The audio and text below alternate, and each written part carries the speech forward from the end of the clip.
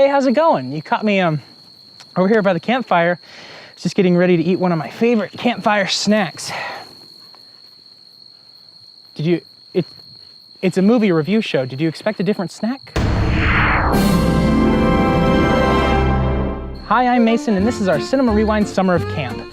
We take a look at movies 5 years back and beyond. Talk about my bad movie. Why? Because I'm Batman. Okay, you can't just always use that as the reason. I'm Batman. My parents are dead. You can't use that one either, actually. You can't use the my parents are dead thing.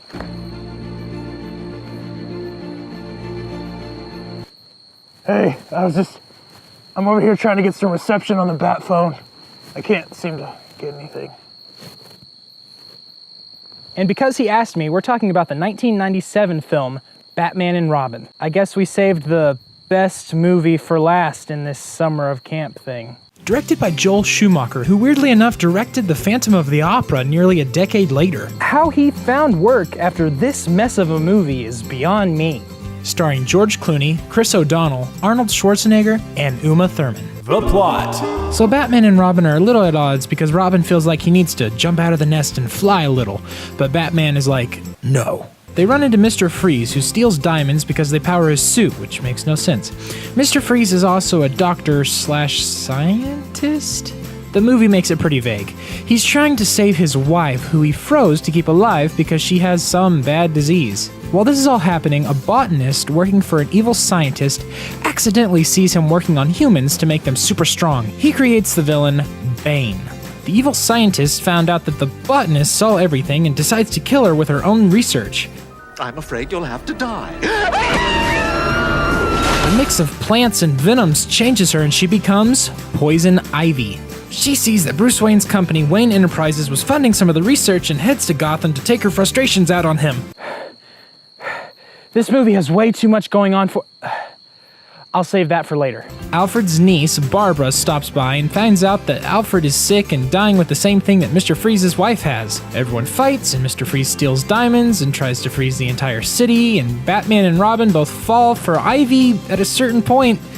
Barbara becomes Batgirl, and everything turns out fine because it's a Batman movie. The good stuff. George Clooney might be the only redeeming quality in this whole movie. He's not the best Batman, but if he isn't charming as all get out. The pitfalls. This movie has way too much going on. There's 1,000 plot lines going on, and I have to keep them all up in my head. 2 words.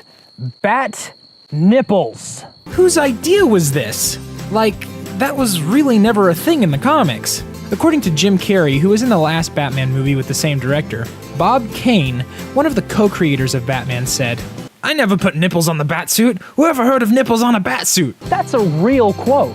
There's just so much wrong with this movie. A lot of them are just why type things. Why this? Why bat nipples? Why that?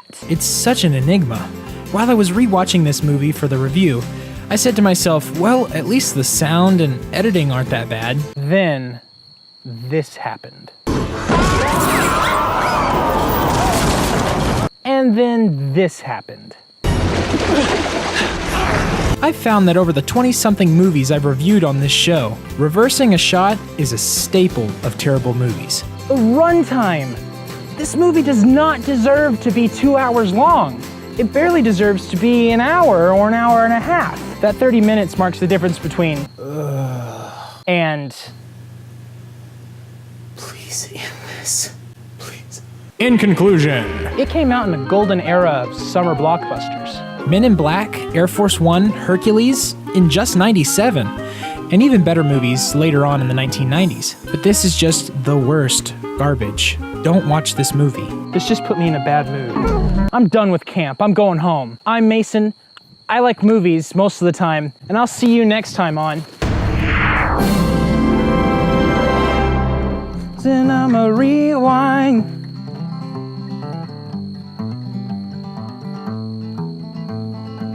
Cinema Rewind.